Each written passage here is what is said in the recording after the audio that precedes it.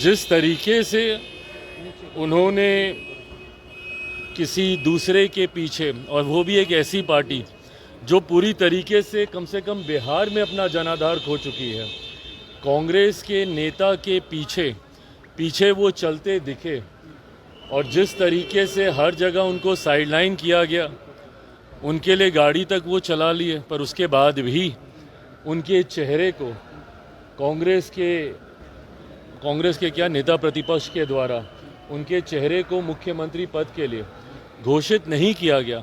SIR का मुद्दा हो, संविधान का हो, यही सारी बातों को अगर उनको जनता के बीच लेकर जाकर उन्हें भ्रमित करने का ही कार्य करना है, तो ये विपक्ष की सोच हो सकती है, और इसी नकारात्मक सोच ने बिहार का नुकसान किया। क्या अरुण भारती विधानसभा का चुनाव भी लड़ सकते हैं? वो खुद कर रहे हैं। भाई ये सारी बातें पहले पार्टी के भीतर एक बार चर्चा हो जाए, क्यों नहीं लड़ सकते भैया। केंद्रीय मंत्री चिराग पासवान का बड़ा बयान है और उन्होंने साफ तौर पे कहा है कि यदि पार्टी चाहेगी तो अरुण भारती भी बिहार विधानसभा का चुनाव लड़ेंगे। क्या कुछ कर रहे हैं चिराग पासवान, हम आपको वो बयान सुना रहे हैं। देखिए, चुनाव का समय है, सत्ता पक्ष विपक्ष अपनी अपनी बातों को रखेगा।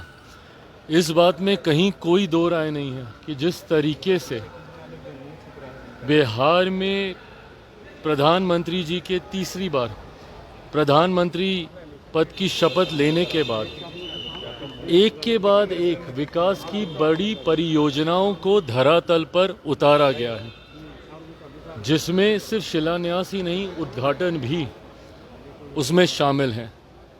आप पटना का ही एयरपोर्ट देख लीजिए जहाँ पे हम लोग खड़े हैं, कल पूर्णिया का एयरपोर्ट, एम्स हो, अलग अलग क्षेत्र से जुड़े हुए छोटी बड़ी तमाम परियोजनाओं को इस सोच के साथ कि किस तरीके से बिहार को एक विकसित राज्य बनाया जा सके। अब ऐसे में अगर विपक्ष को ये सारी बातें नहीं दिखती और उनको सिर्फ भ्रमित करने वाले मुद्दों को ही जनता के बीच लेकर जाना है, एसआईआर का मुद्दा हो, संविधान का हो, यही सारी बातों को अगर उनको जनता के बीच लेकर जाकर उन्हें भ्रमित करने का ही कार्य करना है, तो ये विपक्ष की सोच हो सकती है, और इसी नकारात्मक सोच ने बिहार का नुकसान किया है। बहरहाल एनडीए के तमाम दल एक सकारात्मक सोच के साथ बिहार को विकसित राज्य बनाने के लक्ष्य के साथ हम लोग आगे बढ़ रहे हैं। अब जिसको जो कहना है वो कहे।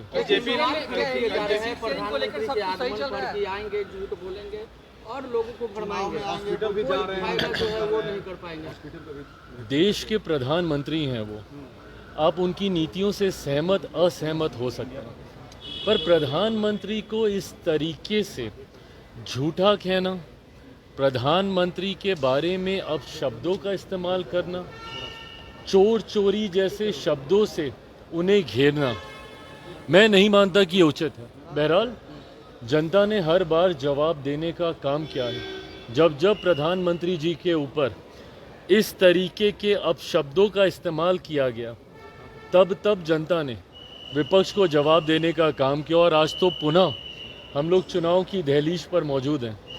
ऐसे में एक बार फिर बिहार की जनता ये जवाब देगी कि झूठा, चोर ये कहना सही था या बिहार में एयरपोर्ट, एम्स ये लाना सही था। कह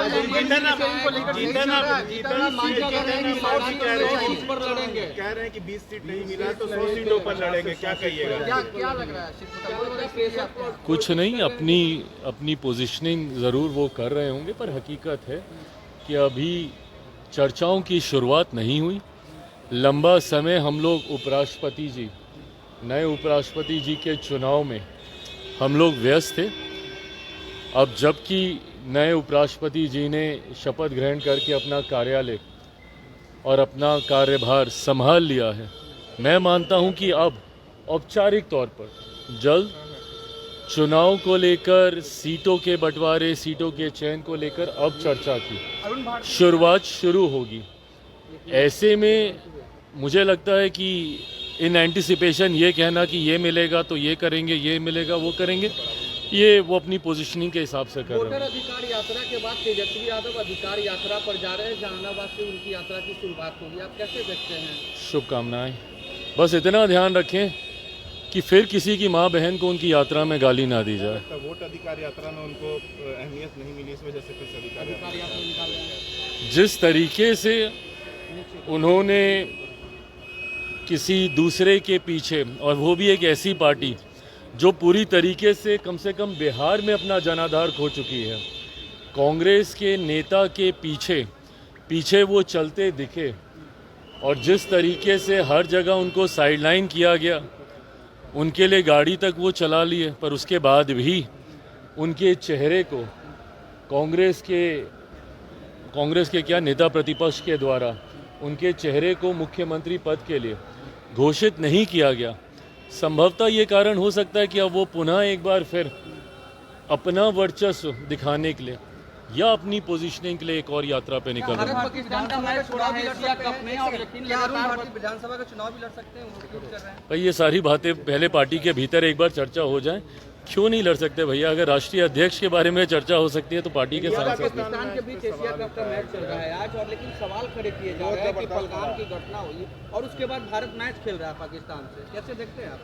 देखिए ये फैसला अगर आप व्यक्तिगत तौर पे पूछेंगे तो यकीनन उन भावनाओं को ठेस पहुंचती है जिन्होंने अपनों को, और मैं सिर्फ ये मौजूदा आतंकी हमले का मैं जिक्र नहीं कर रहा हूँ, निरंतरता में जिस तरीके से पाकिस्तान ने आतंकियों को, आतंकवाद को बढ़ावा देने का कार्य किया, ऐसे में यकीनन जिन लोगों ने उस पीड़ा को झेला है, सहा है, यकीनन उनकी भावनाओं को ठेस पहुंचती है।